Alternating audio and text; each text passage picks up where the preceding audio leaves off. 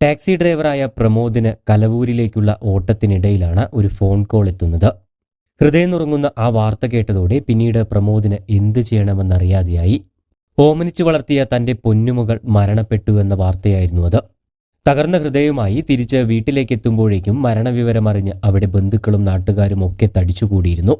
സുഹൃത്തുക്കൾ ചേർന്ന് പ്രമോദിനെ ആശ്വസിപ്പിക്കുന്നതിനിടയിലാണ് മകൾക്കുള്ള ഒരു പാർസലുമായി പോസ്റ്റ്മാനായ അനസ് വീട്ടിലേക്കെത്തുന്നത്.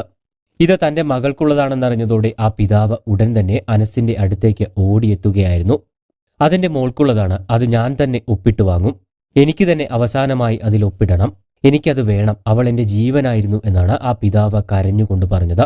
പൊട്ടിക്കരയുന്ന പ്രമോദിനെ ആശ്വസിപ്പിക്കാൻ പോലും കഴിയാതെ സുഹൃത്തുക്കളെല്ലാം കണ്ണീരണിയുന്ന ദൃശ്യമായിരുന്നു അവിടെ കാണാനായത്. തിരുവനന്തപുരത്തെ പഠനത്തോടൊപ്പം ഇന്ദിരാഗാന്ധി ഓപ്പൺ സർവകലാശാലയിൽ ചെയ്യുന്ന കോഴ്സിന്റെ നോട്ട് പോസ്റ്റലായി എത്തുമെന്ന് തിരുവനന്തപുരത്തുനിന്നും രാവിലെ മകൾ പ്രമോദിനെ വിളിച്ചറിയിച്ചിരുന്നു. പഠനത്തിൽ ഉന്നത നിലവാരം പുലർത്തിയിരുന്ന ദേവികൃഷ്ണ എല്ലാ വിഷയങ്ങളിലും ഫുൾ A+ നേടിയാണ് വിജയിച്ചത്. ഓട്ടോയും ടാക്സിയും എല്ലാം ഓടിച്ച് ഉപജീവനം നടത്തിയിരുന്ന പ്രമോദ് തന്നെയായിരുന്നു മകളെ സ്കൂളിലേക്ക് കൊണ്ടുവിട്ടിരുന്നതും തിരിച്ച് വീട്ടിൽ കൊണ്ടുപോയി ആക്കിയിരുന്നതുമെല്ലാം.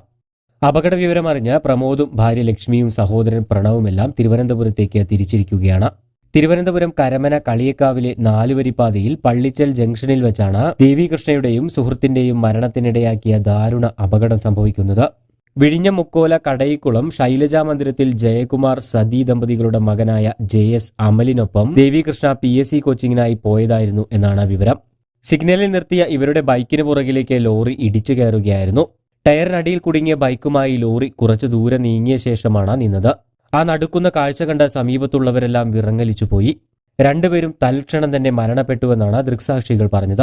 റോഡിലെല്ലാം ശരീരാവശിഷ്ടങ്ങൾ ഛിന്ന ഭിന്നമായി കിടക്കുന്നുണ്ടായിരുന്നുവെന്നും സംഭവസ്ഥലത്തുണ്ടായിരുന്നവർ പറഞ്ഞു. സമീപത്തെ ഓട്ടോറിക്ഷ ഡ്രൈവർമാരും നാട്ടുകാരും അതുവഴി വന്ന യാത്രക്കാരും ചേർന്ന് അരമണിക്കൂറോളം പണിപ്പെട്ടാണ് ഇരുവരെയും ലോറിക്കടിയിൽ നിന്നും മാറ്റി ആശുപത്രിയിലെത്തിക്കുന്നത്. PSC പരിശീലനത്തോടൊപ്പം സൈന്യത്തിലും ചേരുന്നതിനുള്ള തയ്യാറെടുപ്പുകൾ നടത്തിവരികയായിരുന്നു അമൽ. എന്നാലും സുഹൃത്തുക്കളായ 2 പേരുടെ ദാരുണമായ മരണവാർത്ത ആ നാടിനെ ഒന്നടങ്കം ഞെട്ടിച്ചിരിക്കുകയാണ്.